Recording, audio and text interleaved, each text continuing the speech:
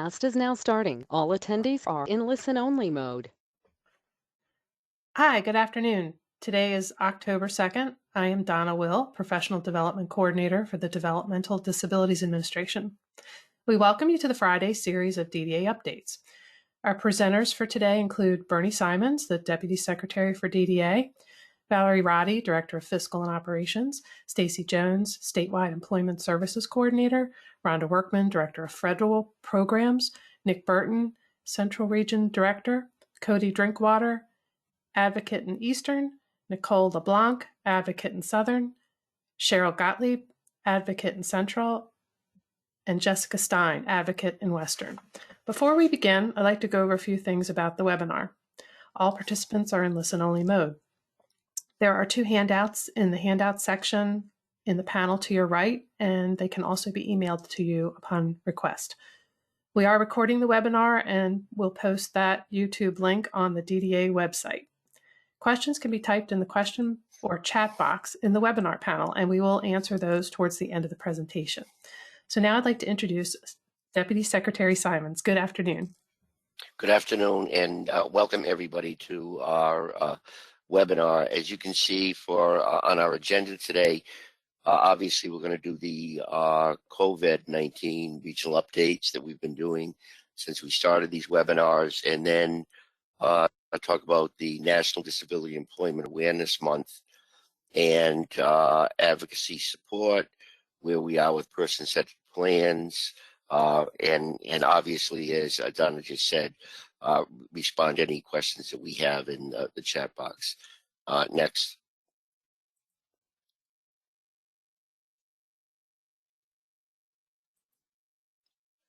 So again, our highest priority is the health and safety and well-being for the people we provide supports to, their families, all of the staff, the provider agencies, the whole DDA family. And again, you know, we're in this together, and we're in it for a period of time and have been since March. So, you know, we'll continue to with these webinars every other week, and not just focus on COVID, but some of the other issues that people have requested. Next. And so you should have received through constant contact, hopefully. If you didn't, we'll get it out again. And it's on our website also, and it's the memorandum that I sent dated 9/29 about electronic visit and verification information. And I'd ask you to make sure that people who are on this webinar, as well as staff, basically read and see if we understand it. It is on our website.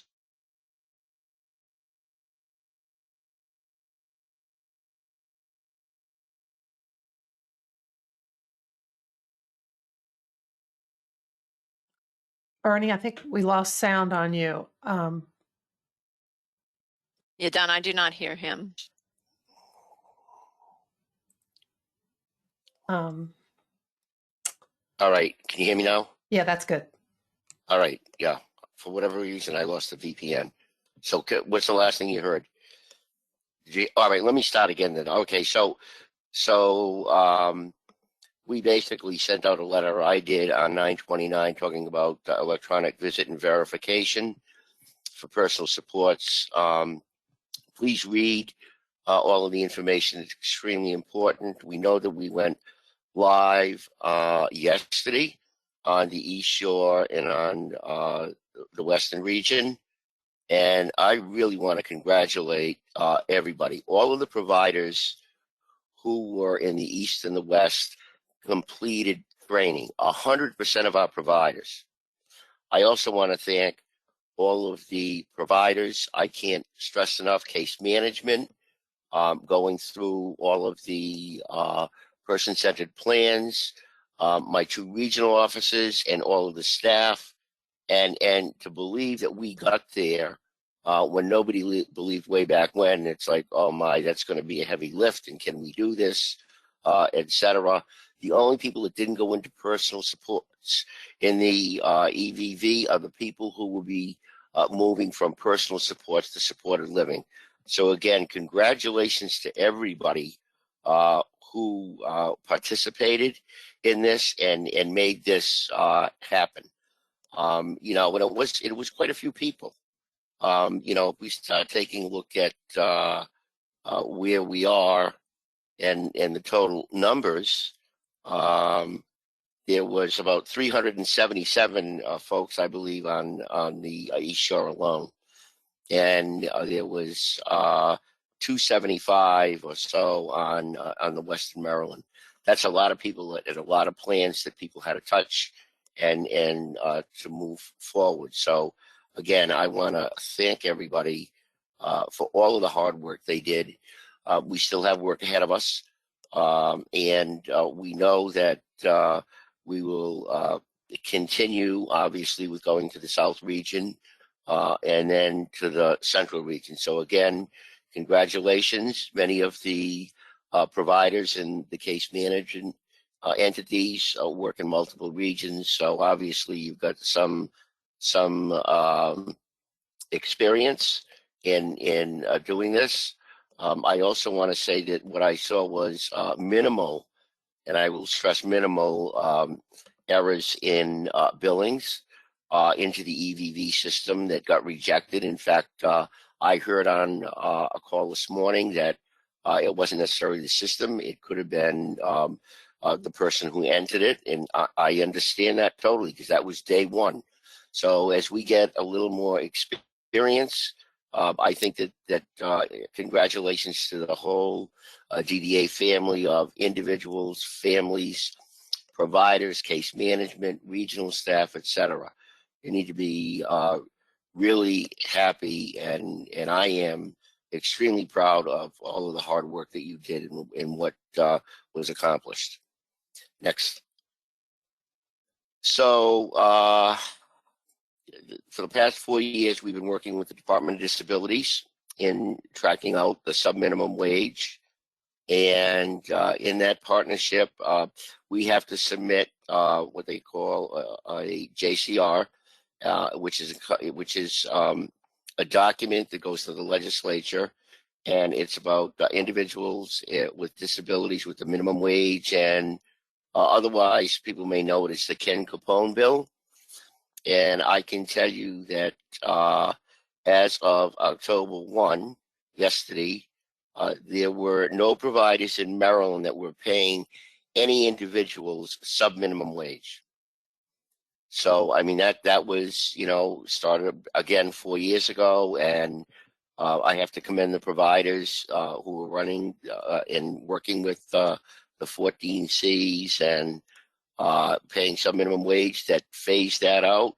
And it was absolutely wonderful. It's remarkable with the things that people in this state are accomplishing. Next.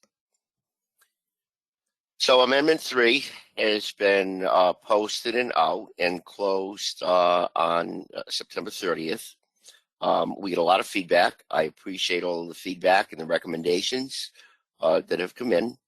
Obviously, we are going to put this together and catalog it during the month of October, and then the Federal Programs Unit, led by Rhonda Workman and her staff, will be going back and looking at cataloging this, and then I'll be reviewing the responses. They'll be posted on our website the first week of November. Next. And so our regional updates on where we are, and this was as of September 30th. In the South region, we had individuals in supports, 273 confirmed positive, 7 negative, 17 pending results, and 17 people had passed away. In the East, 42 positive, 152 negative, 38 pending, and no deaths. Central region has 267 participants in the waiver positive, 607 negative, 12 pending, and 19 people have passed away. And in the West region, we have 43 confirmed positive, individuals and supports, 239 negative, no pending, and 3 deaths. When it comes to staff for our direct support professionals, in the South region, we have 192 positive and 4 deaths. In the West region, there are 47 positive and 1 deaths. In the East region, there is 83 positive and 0 deaths. And in the Central region, there is 279 positives and 2 deaths. Next. So this is the slide that we've been showing, and this is as of the week ending September 30th. And you'll see in the pie chart on the left, we are still staying about 96%, which we've been in about 4% of the individuals, or 664 people who have tested positive. And then the chart on the right obviously is our breakdown by regions. Next. And so where are we looking at? The chart on the left is from September 30th and to September 3rd to September 30th. And we had 1 individual in support who passed away. And so we had 625 people who tested positive. So you can see we went from 38 to 39 individuals who in our supports who have passed away. And on the right-hand side, you will see that 39 participants have passed away, or 6% of the total people who have tested positive.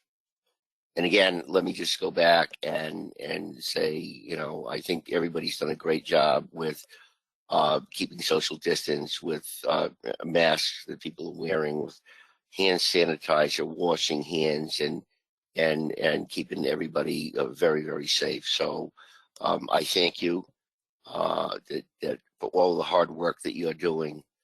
And with that, I'm going to turn this over to Stacy Jones. Hi, everybody. This is Stacy, Employment Services Coordinator with DDA. Next slide, Donna, please.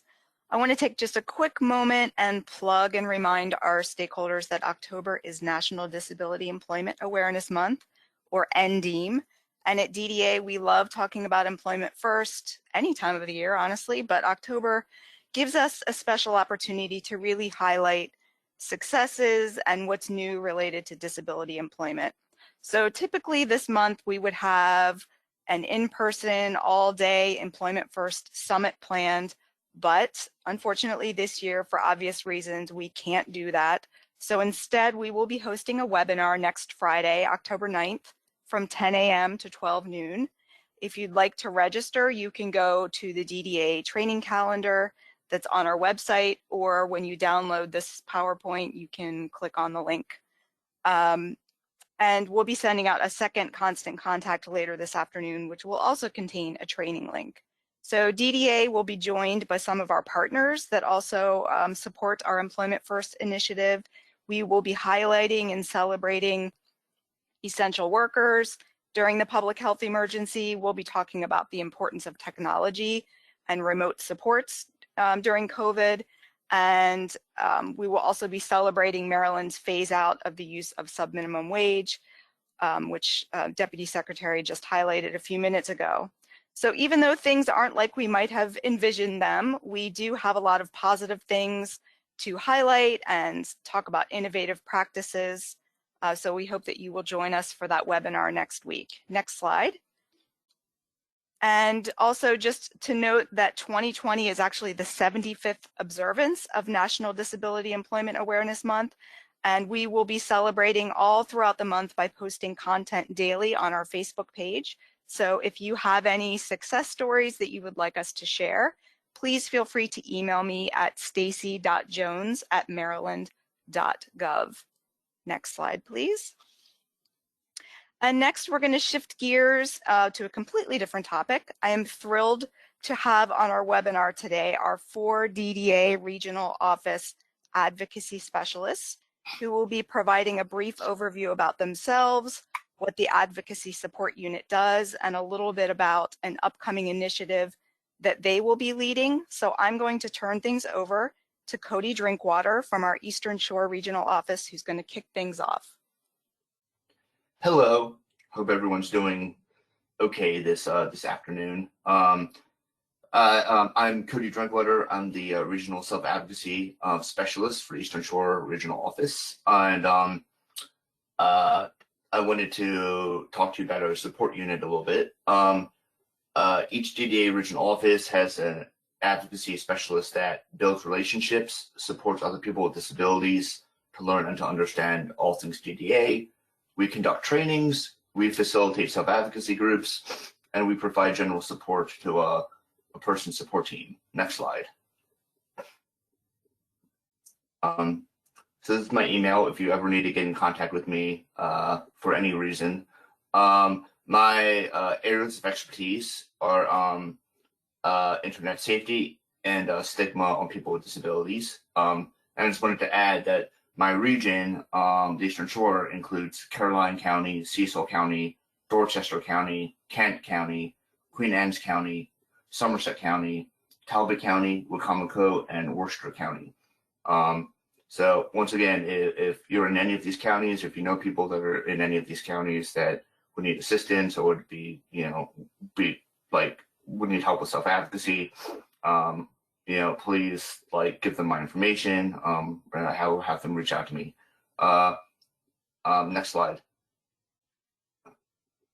I'm now going to pass things off to Jessica Stine from Western Maryland. Hi, my name is Jessica Stine. I'm the Western Maryland Regional Advocacy Specialist. I cover the counties of Garrett, Allegheny, Washington, Frederick, and Carroll County. I've been assisting many individuals for the past 5 years as the advocacy specialist for the Western Maryland Regional Western Maryland Regional Office.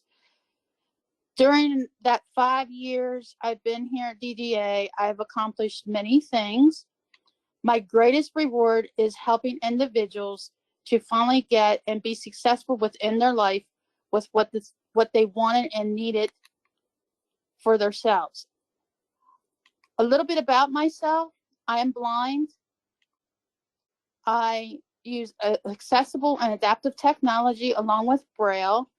And I also have great support within my family and with my coworkers at the Western Maryland Regional Office who assist me in accomplishing my job on a daily basis. I hold an associate's degree in general studies, and I'm also certified as a paralegal.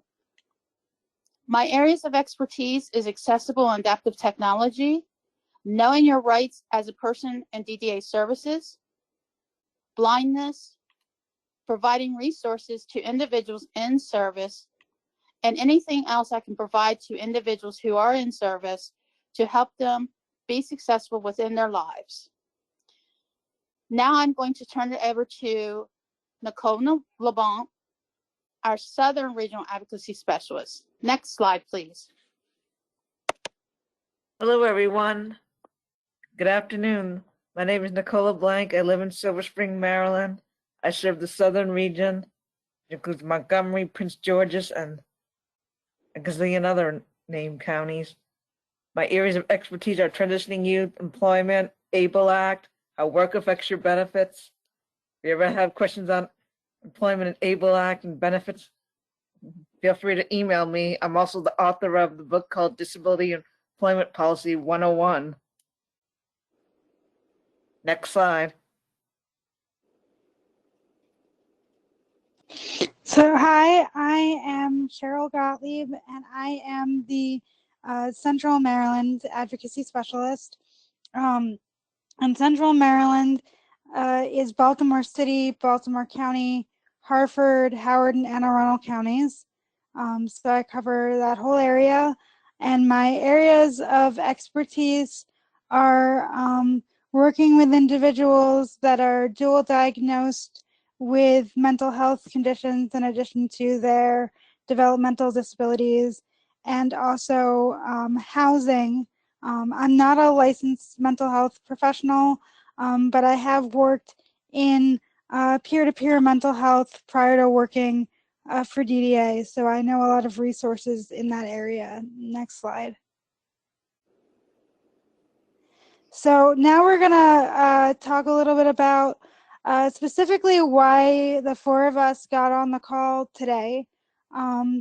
We are, as Cody mentioned, part of what we do is small group discussions on various topics having to do with self-advocacy. And we used to do them in person, and now we are pivoting to start doing virtual sessions. So we're going to start this fall with small group discussions that are a minimum of 8 people, a maximum of 20 people per session. And the first topic that we're going to do is called Living in a Post-Pandemic World, a peer-to-peer discussion about dealing with the impact of COVID-19. And then every couple of months, we will do another topic. So this is the first in a hopefully long-running series. And it's going to be various time slots and days, because especially right now, we know that the individuals and services, that their work schedules and day have schedules are incredibly variable right now. So we're going to have day, evening, and also a weekend session. Anybody can sign up for any of the sessions regardless of which region they reside in. So it doesn't matter which one of the four of us is leading that particular session, because it's all going to be the same content. Next slide. And I'm going to pass this to Nicole. Now we will talk about our regional small group discussions. Session times and registration links will be sent out in the coming weeks. Conversations are confidential. What's said in here stays in here. If there is demand, more sessions may be added each quarter. Discussion themes will be added. Next slide. So while we're on the call today specifically, we know that generally the people attending these Friday calls are mostly providers, some CCSs, and some parents. The small group discussions are intended for people in DDA services only. So they're not for providers or family members to register unless you are providing direct support for somebody to participate. Then you can attend with the individual, but we ask that you don't attend on your own. But what we need you to do is to talk to people in services and let them know that these sessions are coming up to provide support to individuals to help them get registered, and then to attend with them if they need it. So next slide. So again, our full contact information is listed here. It's also, our emails are listed on our individual slides. We are at the moment primarily working from home. So we do check our voicemail, but email would be a faster way to get in touch with us. So I think these should be the end of our section. So I will hand this back to whoever is next. Thank you, Cheryl. So this is Rhonda Workman, and Nick Burton, our Central Maryland Regional Office Director, and I are pleased to present some information about the Person-Centered Plan Development and Authorization. Next slide, please. The DDA has been listening to stakeholders regarding our Person-Centered Plan processes, and we've made some enhancements. As we continue to strive to create and support a flexible, person-centered, family-oriented system of supports so people can have full lives, we have been asked to share more information and guidance related to person-centered plans. We have also heard concerns with the person-centered plan development, revisions to plans and services, the planning process, approvals, and authorization. For example, we have heard concerns with completing both a revised person-centered plan and the modified service funding plan and cost detail sheet processes when service needs change.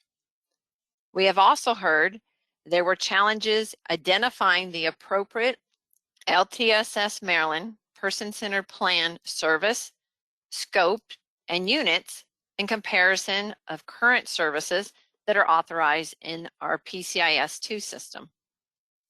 This includes provider concerns and even refusal to accept the LTSS service referrals, which has resulted in delays with processing person-centered plans. We have recently been sharing information on processes, procedures, and even tools to help teams create a robust plan that meets the person's defined good life and addresses some of these concerns. For example, the new detailed service authorization tool helps teams to identify the appropriate services and units for the LTSS Maryland person-centered plan detailed service authorization section. Because we are operating in two systems, meaning LTSS Maryland and PCIS2, the cost detail tool will be used to assist our regional offices with that service authorization in PCIS2. I also want to share that we will continue to be working with the PCP work group that is reviewing PCP processes and will be making recommendations to the DDA.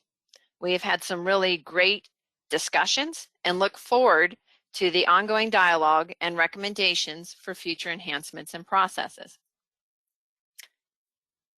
Utilizing principles and tools of charting the life course, detailed service authorization tool, and the cost detail tool will support communication, service request, and authorization of payments, which are essential as we continue to operate both the PCIS2 and LTSS system. Utilizing these tools and others will help teams to have those conversations about a person's needs and conversations about how to address these needs. Next slide, please. And Rhonda, I think I'll just jump in really quick and say that. Yes, please. Yeah. Hi, everybody. This is Nick. You know, I just kind of wanted to feed off of what Rhonda was saying, and that this standard operating procedure and guidance that went out yesterday was really a reflection of the feedback that we're hearing. The feedback that we're hearing in the region, the feedback we're hearing from families, from CCSs, from providers, and it was our effort to really streamline this huge critical component of the services we provide, which is the PCP process. There's a lot of pieces to it, and there's a lot of different documents and a lot of different forms. And so we wanted to create a tool that really kind of pulls it all together and streamlines it the best possible way. Thank you, Nick. Also yesterday, we shared some communication regarding the discontinuation of the modified service funding plan process. We also included a link to the guide that Nick mentioned and we'll be talking about in the upcoming slides. So the use of the cost detail tool in collaboration with the PCP, such as initial PCPs, changes made at the annual PCP, and revised PCPs, and the detailed service authorization tool replaces and eliminates the need for the legacy service funding plan and modified service funding plan processes and forms. The PCP and the justification tab in the revised cost detail tool will be used to describe the needs or risk associated with the service request, resources explored, and how the requested services reduce risk. The cost detail tool, therefore, is being revised to reflect the additional use of the justification tab for service changes in addition to Appendix K requests, and we will be posting the updated tool on our website soon. Therefore, effective October 15th, any updates or changes based on a person's assessed need to their person-centered plan will be facilitated by the person's coordinator of community services using the PCP annual update and, as needed, the revision process in LTSS Maryland system. So the only thing that we are doing differently is really discontinuing the modified service funding plan to streamline the process for stakeholders and DDA's internal approval process. Nick, would you like to add anything to this? Yeah, I think just the piece that we talked a little bit about the other day regarding the cost detail tool and the justification tab, you know, I think that's such a great starting point to really kind of start talking about what are the person's needs, what are the risks, what does this look like, what are the resources that are available. And I think it really starts that really great conversation, particularly if you're looking at a mid-year plan revision, or if you're looking at doing an annual update based on some assessed needs that have been determined. Thank you. Next slide, please, Donna. So again, by transitioning from that legacy modified service funding plan process to the PCP annual update and revision process that Nick was just mentioning, we are successfully moving forward in our goal to create that person-driven system. In addition, there's additional benefits that we have shared in our communication. It includes our greater team collaboration, planning, and flexibility for the plan year to decrease the need for revised person-centered plans throughout the year. We really want the initial plan and the annual plan to be thinking about the needs today, but also the needs for the year, and to look at making those requests during that time. It'll help to increase our efficiencies in not only submitting, reviewing, but also approving changes to the PCP, and it helps to streamline our PCP process to ensure that the person-centered plan is a living document reflecting the person as a whole throughout the year. Nick, anything you'd like to add to this? Yeah, you know, I think the one thing that I really love about this streamlining here is obviously the collaboration, the flexibility, and making things a little bit easier for people and reducing some of those barriers or access. But I think this streamlined process is really in alignment with the best practices around PCP development. Really, it encourages us to ensure that there's a robust, active plan that is always reflective of the person's needs. And I think that's so fantastic. I think that's great for the people that we're supporting. And I think it's going to be fantastic for teams to really kind of get together and collaborate and really make sure that this plan throughout the year is working for the person. Thank you, Nick. Next slide, please, Donna. So as Nick has mentioned, and you have seen in our recent correspondence, we've created the Person-Centered Plan Development and Authorization Standard Operating Procedures to support informing stakeholders and pulling all those pieces together. As Nick shared, you know, we use a lot of tools. We have several webinars, guidance, and dedicated web pages related to components of person-centered planning and our processes. And we're hoping by pulling this all together, it's an easier tool and reference for our stakeholders to use. The PCP Development and Authorization Operational Procedure can be viewed on DDA's Person-Centered Plan dedicated webpage. We've included a link here. And in response to the request for that additional information and guidance, this tool again was created.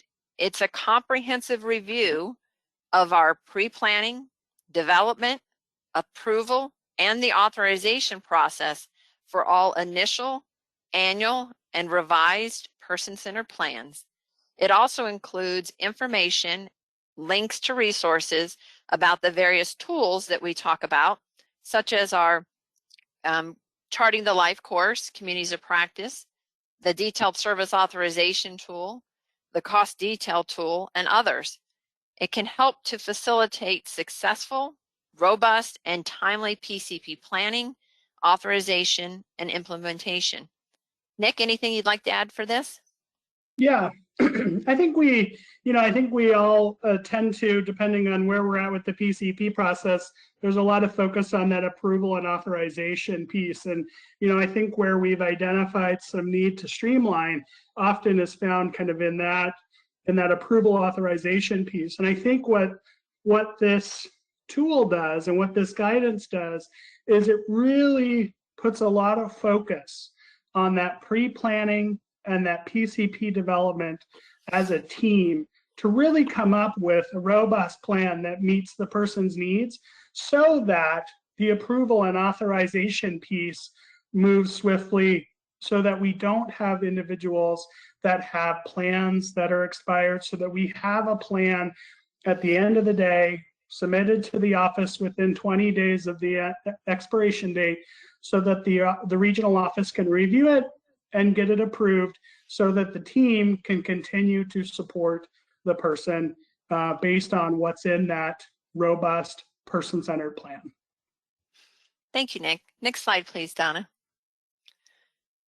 So what we're going to do in a moment, we are going to provide an overview of the actual person-centered plan development and authorization guidance. And as we give a general overview, kind of just walking you through the different components of it, we wanted to first encourage you to share questions that you have. You can do it in the question box or send additional questions to us later. And also we wanted to let you know that based on the questions we receive, we will develop a frequently asked questions document related to those so that we can share additional information. In addition, we will be scheduling in the near future another webinar where we can go into a little bit more detail about this operational guidance and address some of those questions. So at this time, Donna, if we could switch screens so that we can present, that would be great.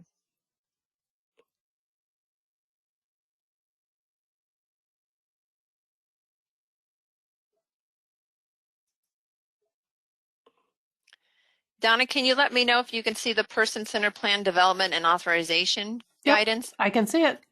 Great, thank you so much. And so Nick and I are going to kind of talk through this. And again, the intent of the overview is to provide an overview of the guide and highlight some, some key things for you to look at. But again, please continue to put your questions in the question box so that we can use them to create an FAQ, and we will have an additional webinar call to go into further details. So in the operational guidance, you'll see that we issued it yesterday, and it's effective October 15th, specifically related to the elimination and discontinuation of the modified service funding plan. Here's a quick reference to the content. It includes page numbers for you to reference, and it's going to get into the different components: the pre-planning, development, approval, and authorization. We talk about our purpose, and we've shared a little bit about that today in terms of really looking to streamline and ensure that living document really reflecting that person's needs throughout the year, the support of collaboration, planning, and flexibility of the plan year, and the need to decrease revised person-centered plans throughout the year.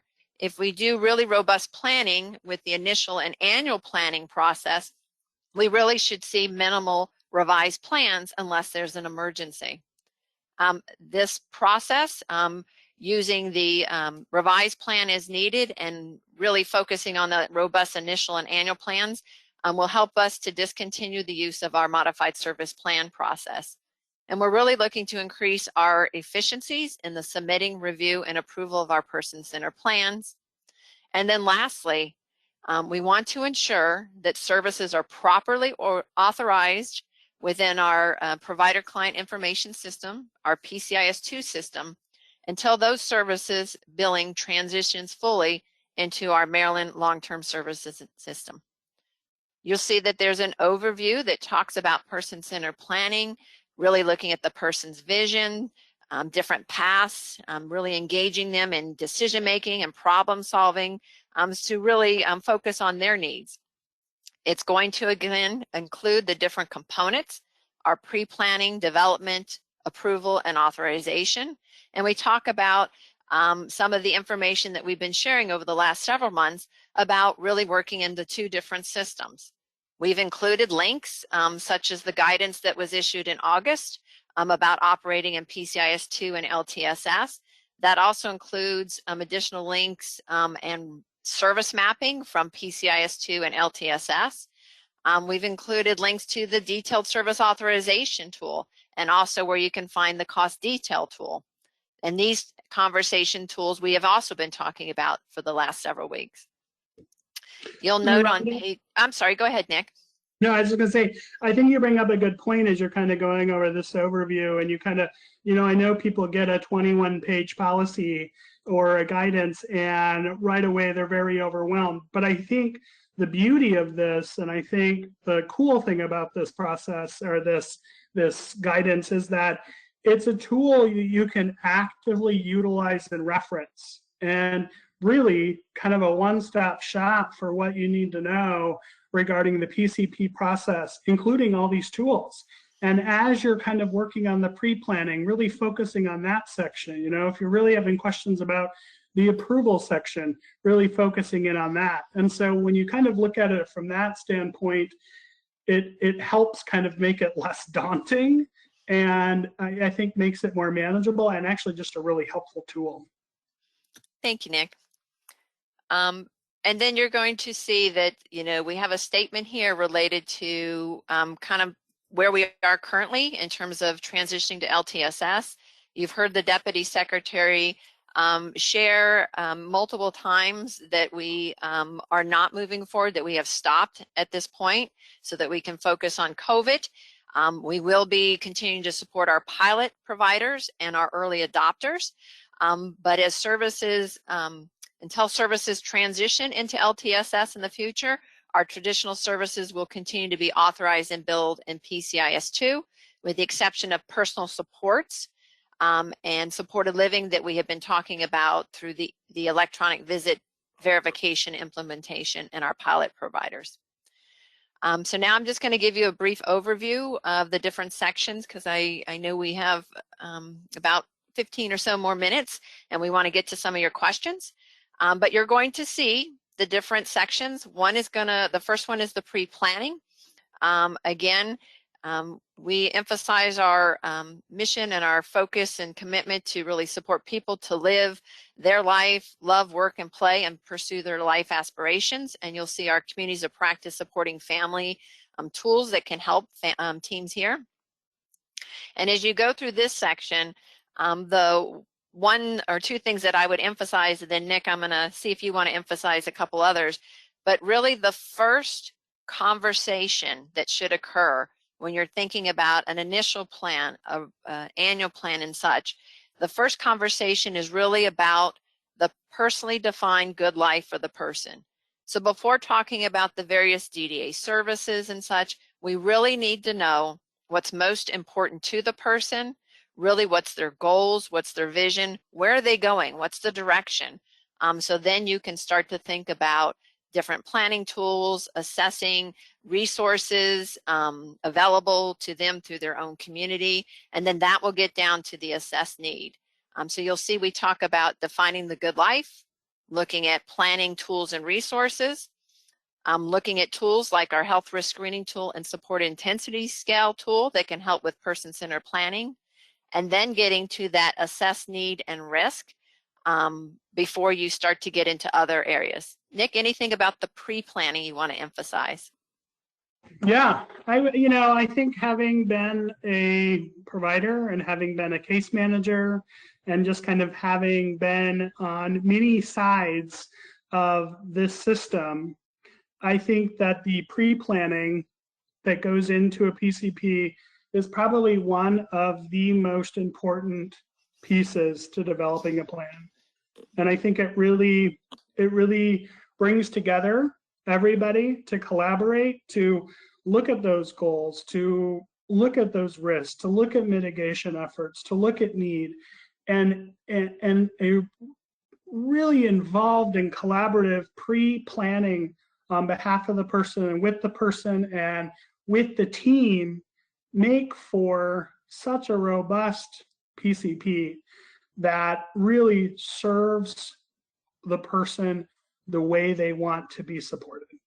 And I can't stress enough, I think the more we really engage the pre-planning, the more success we'll see in the long term in terms of PCPs and active implementation of those PCPs. Great. Thank you, Nick.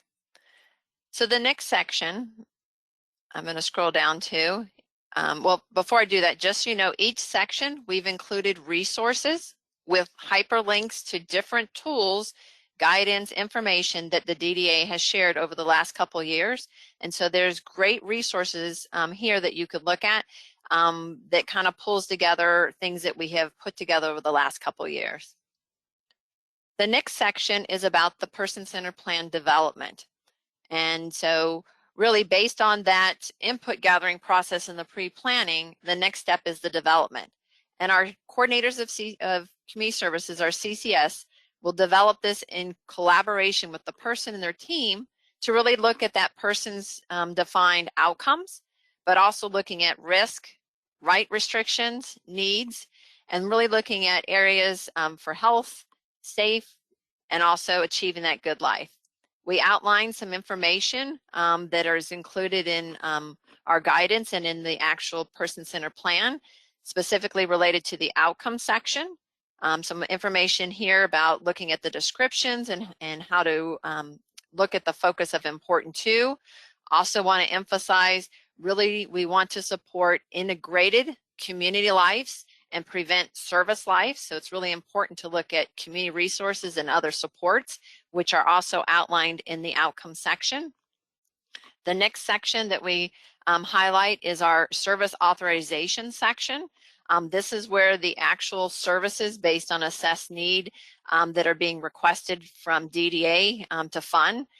So you'll see some information in here to include some of those planning tools and resources to help facilitate communication, such as the detailed service authorization tool.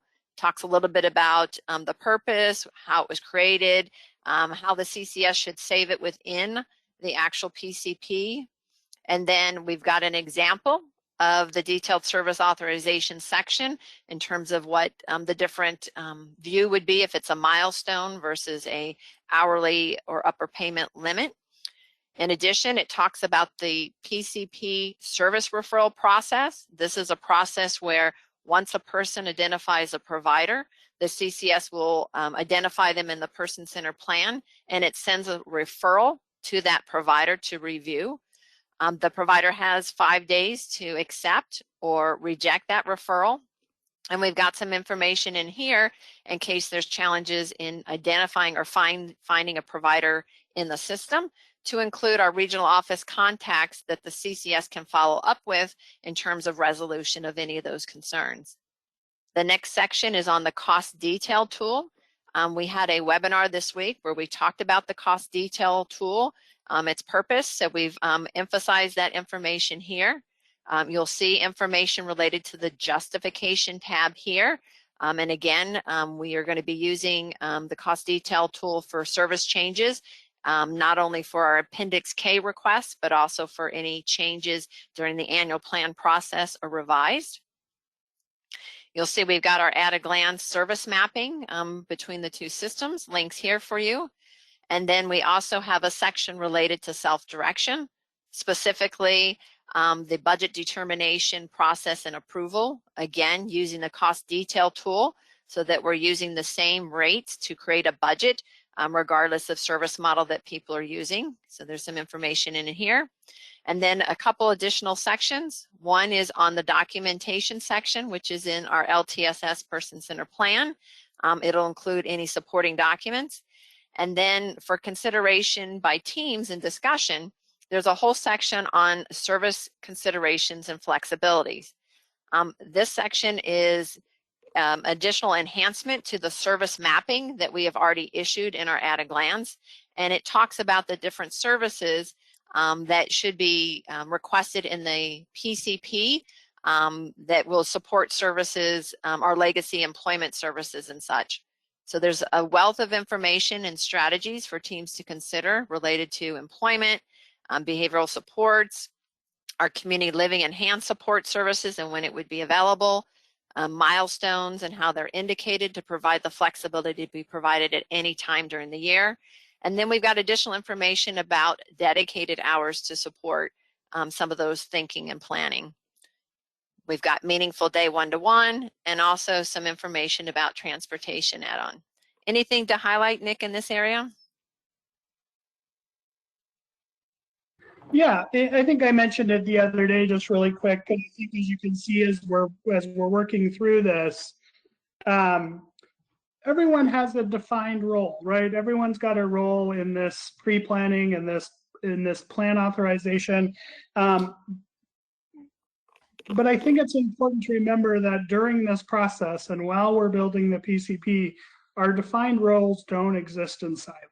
And I think that's really the important piece here, is that this collaborative process amongst a team is really contributes to such a robust person-centered planning process. Thanks, Nick. Couple more. There's a section specific to plan approval, and the plan is approved by the person, their representative. Providers approve if they are listed as and selected as a provider. The CCS has a role in this, and then it goes to the regional office. So the provider approval really is that service referral acceptance. When they do that acceptance, then it indicates an agreement and electronic signature on the provider signature page. For participants and legal authorized representatives, there is a signature page that the coordinator of community services will facilitate with the person or the legal representative. First, the CCS will review the services and scope and information to make sure that they're in agreement with it. If not, if the person doesn't agree based on what has been suggested or offered by providers or noted in the plan, then they'll continue to remediate that until there's agreement and approval from the person. The coordinator of community services then does their approval through their signature page. It's really important to emphasize that for coordinators of community services to really review that plan to make sure that it is complete and meets the standards and requirements that we have shared previously, so that we can do that review process quickly and approve it. The PCP review checklist is a good tool that we've already shared with our CCS agencies that can help them in that process.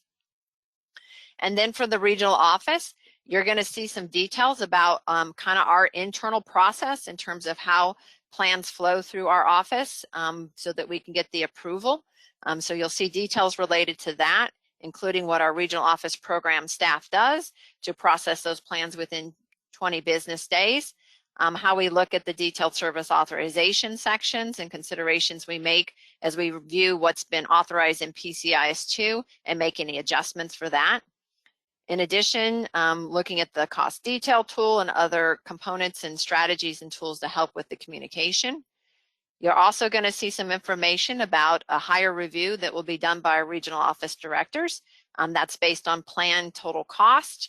Also some authorization thresholds related to specific services. In addition, they are doing a 10% random sample. Anything you want to add to that section, Nick?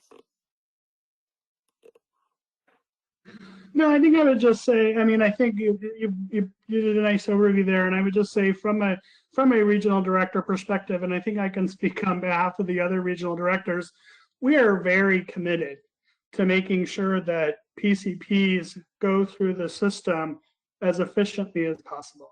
We're committed to that. We're working with our teams to make sure that that's happening.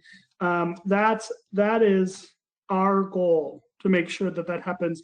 And we have to work in collaboration with all of you to make that happen. And I think, again, you know, we have those defined roles, but we're also want to work with you all to make sure that those PCPs come into our office, they reflect the needs of the person, they reflect our policy positions, but that we get them approved so that the team and the individual can all focus on other things than where's our plan. Thanks, Nick. And then the last section is the authorization. So once the plan is approved, we want to make sure that there's authorization so that billing can occur. And so for the LTSS Maryland pilot providers, that's really the approval of the PCP and LTSS Maryland. There's no additional steps or authorization needed. Once it's approved, the provider's able to bill through the LTSS system. For the early adopter group, these are new providers that have raised their hand and want to join the pilot. We have two processes we need to do. We will authorize it in LTSS, but we also then need to discontinue the authorization and payments through PCIS2, so there's a process here for that. For all other providers who have not transitioned service into LTSS, we have to do that authorization in PCIS2. And so again, we have a note here that was outlined in previous guidance that says that for these individuals, these providers, that the authorization in PCIS2 and the rates are the service and authorization that will be used until the provider service bills through LTSS. Here you're going to see some internal processes that the regional office does in terms of the financial fiscal authorization, such as our fiscal staff in terms of reviewing, checking calculations, making sure things are right, director's approval, and then administrative processing by our staff. So with that, Donna, I'm going to turn the screen back over to you and get to a few questions. Again, we know there's a lot of information here.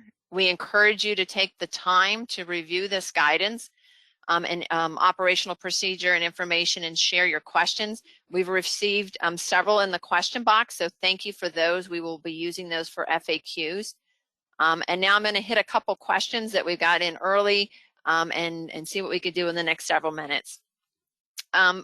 Valerie, there's some questions about error updates related to retainer payments and wanting to get a sense of when guidance would be shared. So thank you for that question. And actually we've been working on that guidance this week. We thought we'd be a little further along, but we hope to get that out probably no later than Monday or Tuesday of next week. It does look like error updates will be needed to make some of the corrections relative to retainer days. We were hoping that we would be able to use the system to really address these, to minimize how much work the providers and DDA staff would have to do, but there doesn't seem to be a really clear way to do that accurately. So just a heads up to providers that we will be looking for some error updates. Great, thank you. Stacy, this is a question maybe you can help us out with the advocacy specialists in each region. Someone wanted to know, can you reach out to any of the four, or do you need to reach out to the one that's specific for your region? Yeah, I'm going to actually throw that to Cheryl.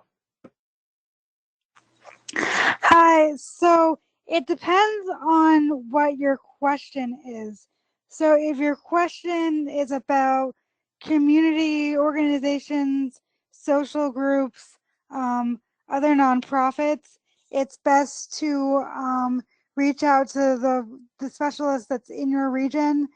But if your question is specific to one of our content areas, such as assistive technology or mental health or anything like that, then you can reach out to the advocacy specialist that has that specialization.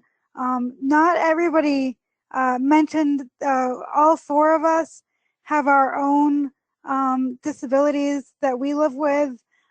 So Cody and Nicole have an autism diagnosis. Jessica did mention that she is blind, and then I have cerebral palsy. So if it was something related to like wheelchair access, I would probably be the person for that type thing. Great, thank you. So I know we are wrapping up. I just want to highlight a couple of the other questions or comments. There have been some comments related to being excited about the phasing out of 14C and an acknowledgement of the great work that's been done by all stakeholders, providers, and everybody. There's a couple questions about EVV training for providers. Just a reminder that EVV training is available on the DDA's webpage for our training page, and you can see the various trainings that are available through the next couple months.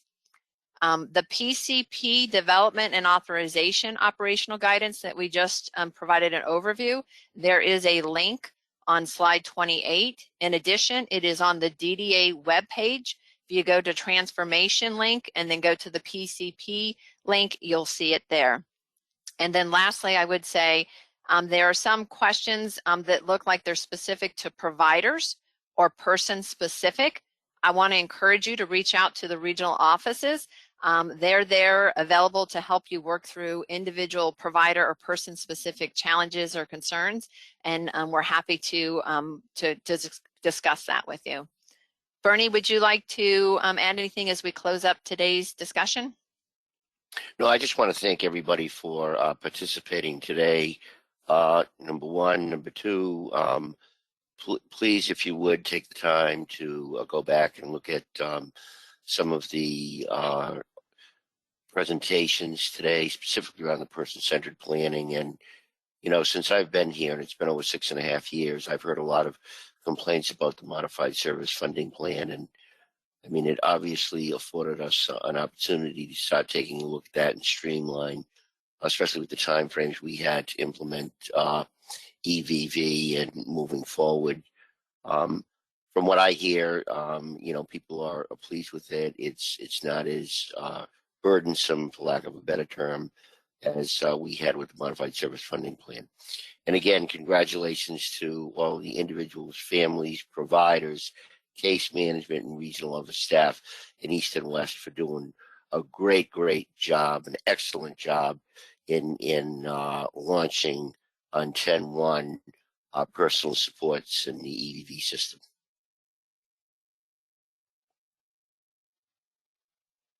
Thank you. Have a great weekend and stay safe.